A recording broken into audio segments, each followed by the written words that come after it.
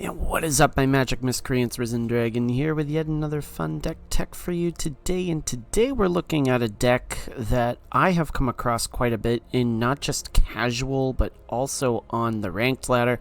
And that is mono black discard. And this is a deck that can get evil fast. The purpose of the deck is mainly to, well, make sure that our opponent does not cast spells through discard. And there are many different ways that we can do that. But also, too, we pressure our opponent with either some big or small creatures. So let's see what we got. We got 4 copies of Duress. We know what this does. Choose a non-creature, non-land card from your opponent's hand, and the player discards that card. It's been around for a while. Corrupt Court Official enters the battlefield. They discard a card. Their opponent does. Pilfer. Choose a non-land card from your opponent's hand. Now notice it's non-land, so we can discard creatures or anything, not just a non-land or non-creature card. And that player discards that card. Okay, we're also running Traumatic Revelation. Target opponent reveals their hand. You may choose a creature or battle card from it. If you do, that player discards that card. If you don't, we incubate 3. So we get kind of a fun little bonus out of that with the potential of a 3/3 incubated creature. We're running 4 copies of Graveyard Trespasser. Now this is an interesting inclusion, but it fits because of the fact that if our opponent wants to get rid of it, they have to discard a card in order to do so. Now yes, it does eat up our opponent's graveyard, which you'll see does come into effect with a card later on, but really this card's just a really good one to have because whenever it attacks, we exile up to 1 target card from a graveyard. If a card was exiled this way, each opponent loses 1 life and you gain 1 life.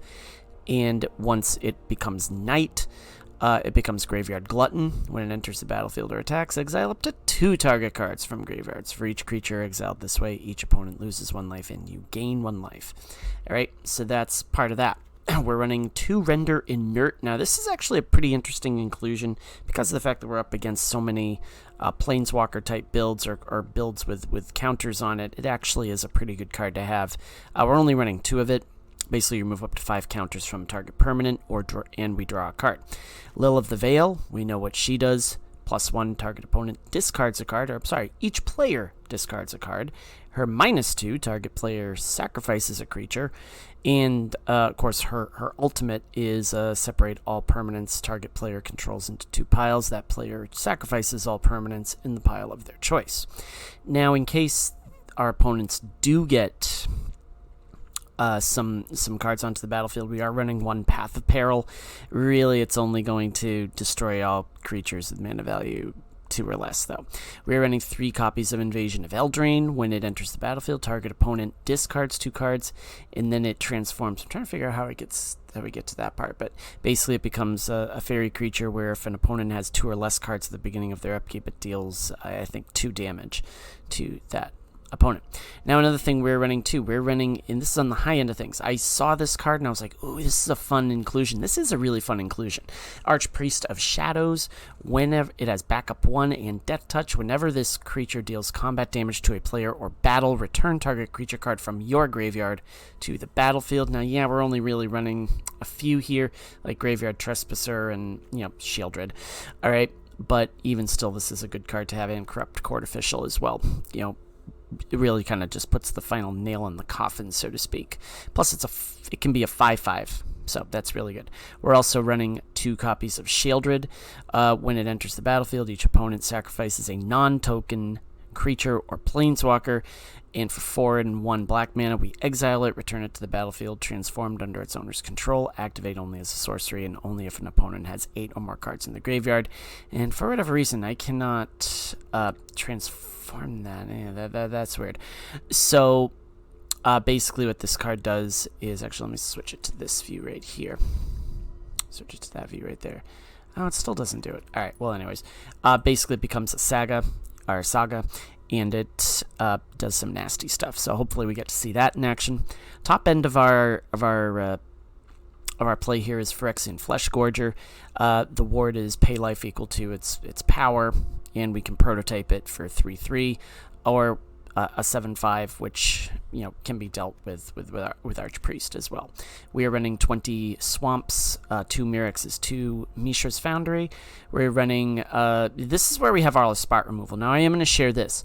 We're not running a ton of spot removal because the purpose of the deck is to try to get the spells we would use spot removal for into the graveyard as fast as possible. So, but we are still running 2 copies of Cut Down, 3 Shieldred's Edicts, 2 more Path of Perils, 3 Go for the Throats, 3 Debt to the Commies, and 2 more Render Inerts. So this is a very discard-themed build. I did think about running Painful Quandary, but in fact, yeah, I'm gonna stick with the build. I was gonna say it might fall in the priest for Archpriest of Shadows, but because of the fact that we have been up against so much removal, creature removal, I think Archpriest is good to have. So if you like what you see with this build, leave a like, leave a subscribe. If you're new to my channel, we run a best of 1 and then we do a best of 3 just so you can see how the deck functions in either one of those environments. So without further ado, let's get to the mono black discard games. We are against Killer Tomato for our best of 1 matchup. We go first. All right, we don't have a duress, but that's okay. We do have some discard to work with. I never like sleeves like this because you never know what they're gonna throw at you. So I think here we do Corrupt Court Official just so we can get a discard, and then a Pilfer to go with that. We'll see what Killer Tomato does. Looks like they mulliganed. Okay, and off we go.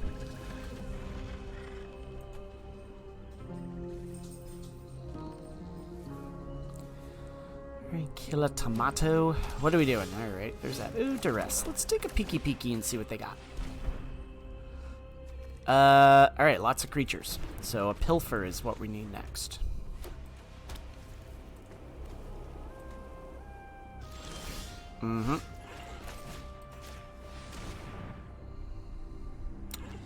Yeah, let's do Intrepid Adversary. And then I think what we do after that is... well, can't quite do that anything yet. We discard a card. Alright, they discarded a plane, so that's okay. So they'll probably go with the Adversary. But then if we draw into a land, we just throw Lil down. Oh, they just do Brutal Cathar. Okay, that's fine. That's fine. There's that land. There's that land. Boom. And that comes into play. Boom. Let's make this quick. That comes into play. They discard a card.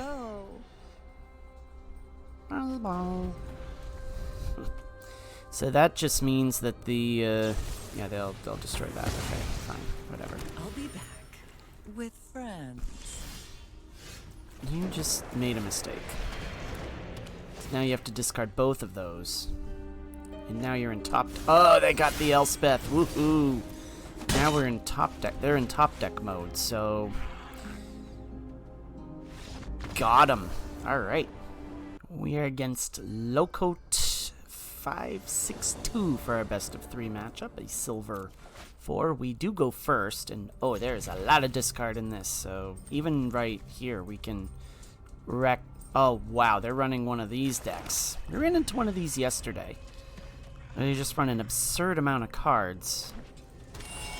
And you know what? We're going to do this Traumatic Revelation. I want to see what they have here. Okay. Well, that's interesting. I think Pilfer is going to be the play here. That's an insane amount of cards. Just an insane amount of cards. Recommission, 1 target, non-land permanent. Okay. So let's do this. I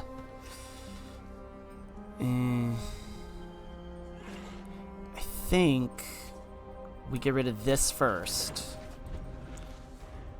Then we do another Traumatic Revelation. get rid of the Elspeth Smite, or we can just do both. Pilfer. Oh, why did I do that? Oh, interesting. Okay, let's get rid of that. And... oh, yeah, I can do that. Actually, no, I don't want to do that. Let's do this instead. Let's transform this smack in. Boom. There we go. Okay. They'll probably do Prayer of Binding. And I'm fine with that. Yep. Okay. That's okay. They'll gain 2 life. Yeah, that's fine. Okay, the Flesh Gorger, eh? Well, we know that... alright, let's do this. Let's just have him discard some cards.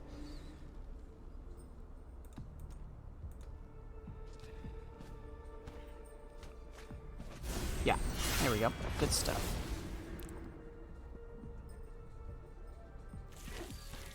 Okay, Human. Realmbreaker. Interesting. Oh, is that a Praetor deck? Interesting. Interesting. Okay. Fun. Fun. So we do this. So I think their purpose now is to just mill these and gain as much as they can.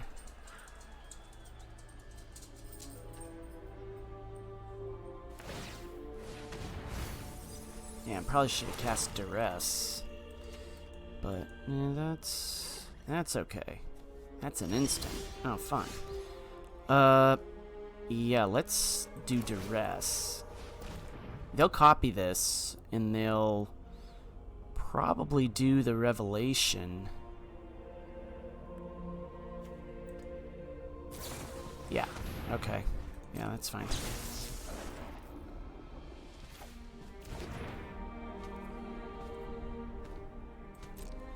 Okay. Fun.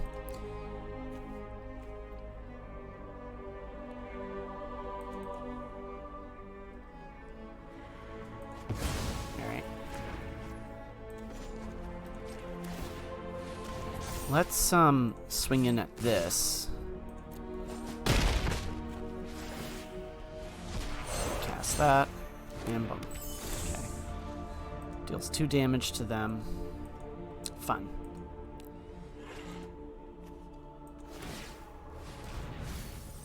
Alright, well, they'll take a land and get that, and then they'll probably call Praetors next. So, Jareen, interesting. Oh, wow. That's rude. That's very rude. It's like, okay. Yeah, so I think we're getting absolutely smacked by a substandard deck here, but that's okay. You run 236 cards and you find exactly the cards you need? Yeah. Yeah, no. No, they didn't find a land yet, so alright, they went for the throat, fine. And they'll mill me again.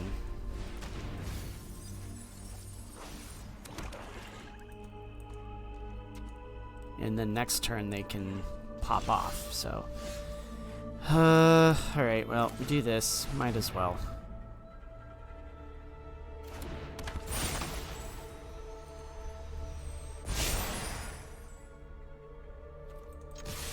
It's not gonna matter how much life we gain, but... you can't block it.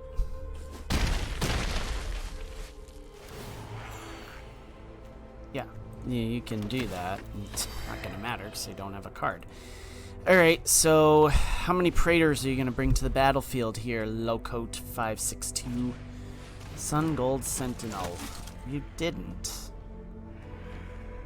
Okay, so do you have a 4, 5, 6, 7, 8? Okay.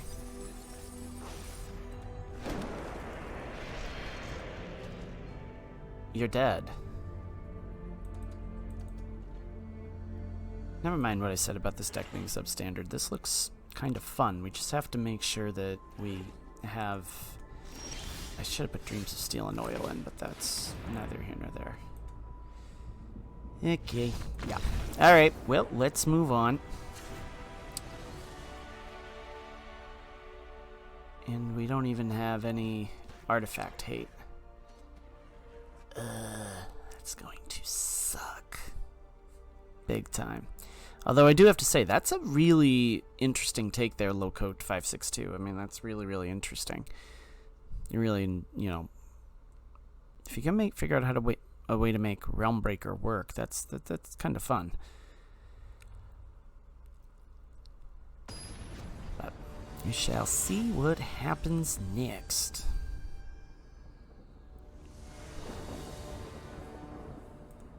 So I think we do have to hit with Pilfer and, to a lesser extent, the Traumatic Revelation.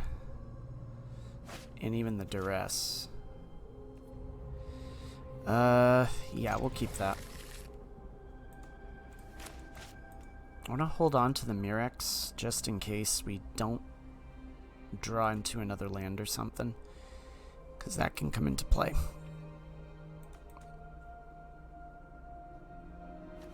Yeah, so here's what Shieldred transforms into. It transforms into the True Scriptures.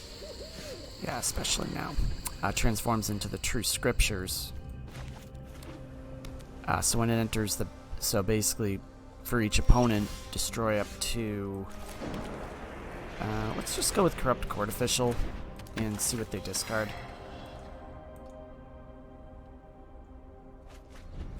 Alright. Okay, so... I guess... Okay, I guess this can work. I guess. Let's see what you have in your hand.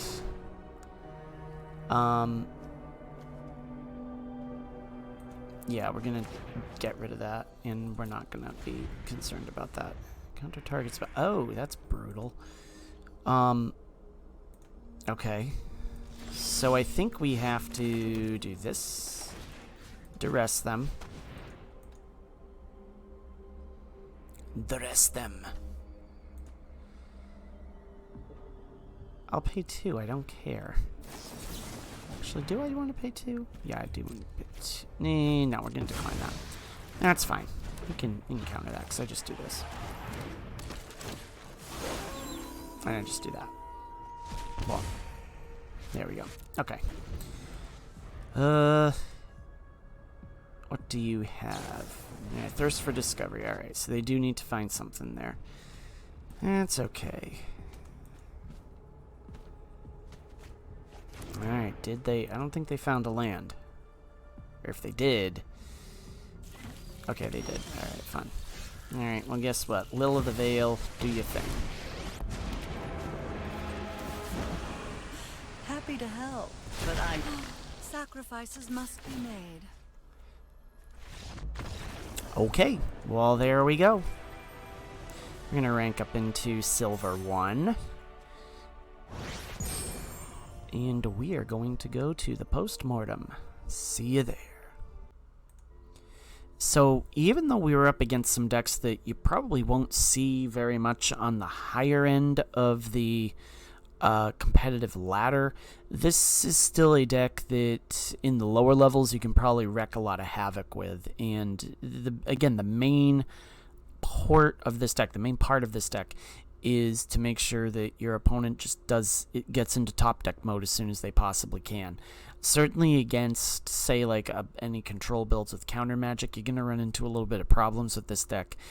But I really do think that it's a fun build to play, and it can certainly control your opponent by making sure that they're in top deck mode from as soon as possible. So if you liked what you saw, leave a like, leave a subscribe.